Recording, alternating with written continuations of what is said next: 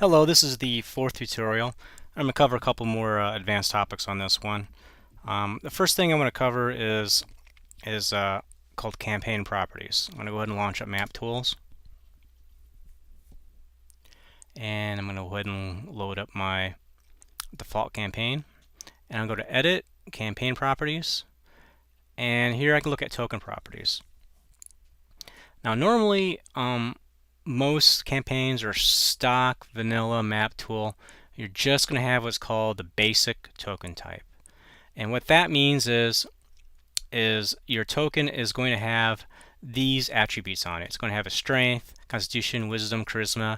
It's going to have an HP, an AC, elevation, and some of these attributes, that little portrait that comes up in the lower left hand corner, if it has a little, let's see here, show the property in the stat sheet, it's gonna show that statistic on there. So if the token has a variable HP and that variable is 7, when you hover over the token, a little portrait's going to show up, and there's going to have a little number there called 7 next to HP. Same thing with AC. If you have a variable called AC, you're going to have, let's say your AC is 13.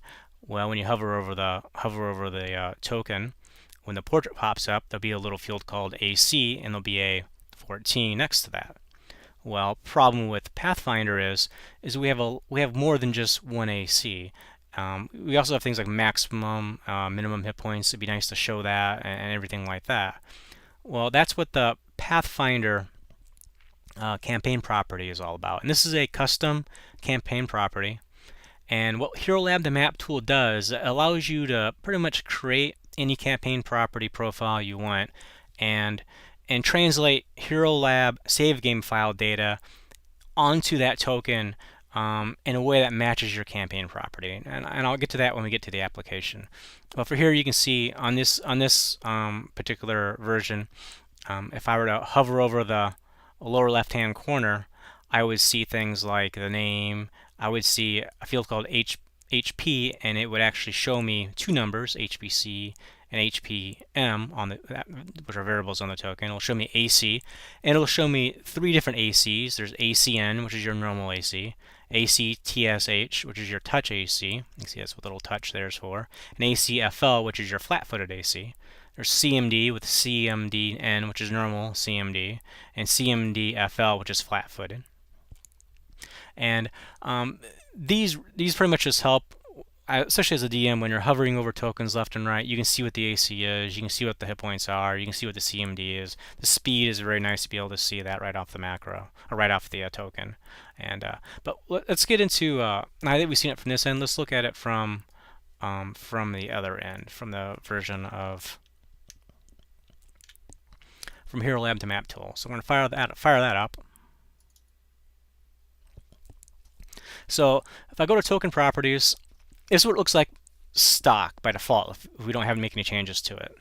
So we'll have a token property name basic. What that means is that when this token is stamped out, it's going to try to match the basic campaign properties in the Maptool game. So if I want to use, say, my own version of campaign properties, my own version of the Pathfinder campaign properties, I'd want to go in here and I would want to type in Pathfinder. So then when it stamps out tokens, the tokens will be made for the Pathfinder campaign properties parts of Maptool instead of the basic. And how this works, how these values work is inside of hl2mt, there's data in there for, say, character name, intelligence, player name, like defenses. hl2mt has not just AC, but also has your touch AC, your flat-footed AC. Same thing with CMD. It has your normal CMD and CND flat-footed. So if I put in here, say, AC N, then when hl2mt the map tool prints the token, it will take what's the normal AC inside of the hl2mt save game file, and it will save it in the token as that variable. So rather than type this all in manually, the program here supports configs. So I'm going to import a config. I'm going to import the Pathfinder config. I'm going to go back in and check my folders. Those look good because I'm going to overwrite that. And I'm going to go back in here and I can see that like the fences, I have touch AC set up. I have flat-footed AC set up. I have that set up. For hit points, I have this set up and everything.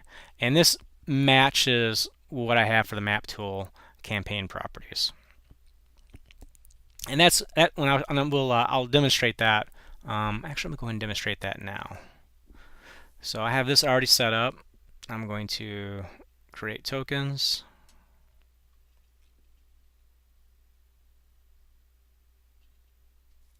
Okay. And I'm going to go over. I'm going to launch Maptool.